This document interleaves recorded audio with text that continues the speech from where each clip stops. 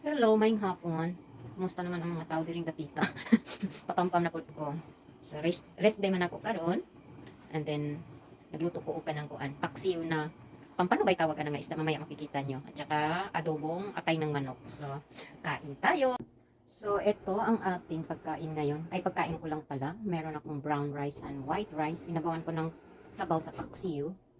Ito yung paksiw na pampanon, di ba ito? Yung isda na to, yung malapad. Tapos nilagyan ko siya ng labanos.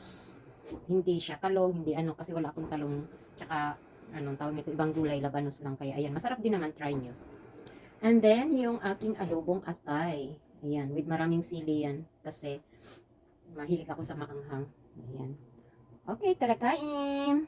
So, ayan, umpisahan na natin kumain. Ito ang ating rice, unlimited rice yan. Ayokong nagda-diet ako. Tsaka syempre, ayokong tinitipid yung sarili ko, especially pagkain. Tapos, ito yung ating adobong atay ng manok. And then, ang ating paksiw. Ayan. Naghugas ako ng kamay. Kain, masarap magkamay pag ganito ulo. Kain. Sarap. Hindi, totoo. Try nyo yung labanos na ano. Ilagay sa tawag nito sa paksi. Sarap. Tapos kuha tayo ng atay. Ayan. Sarap.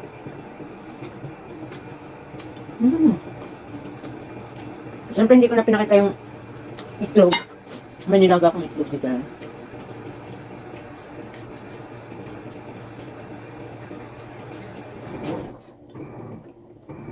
Isda. Isda.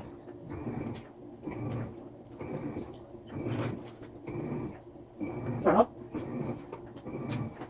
Luy ah.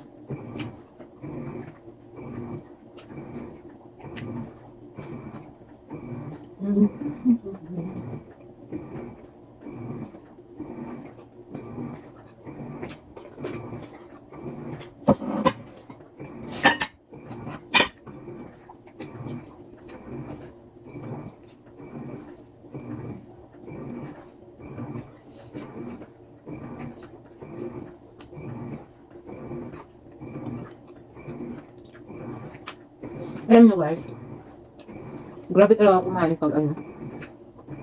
Ganito yung feel ko talagang gutom na gutom ako. Kasi hindi naman din ako kumakain pag hindi talaga gutom. Yeah. Minsan yung kain ko wala sa oras ba.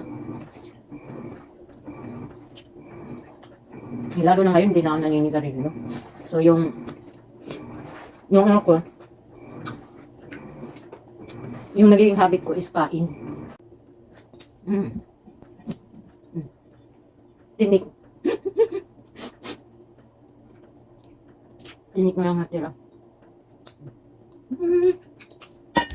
Gusto sama desu ka?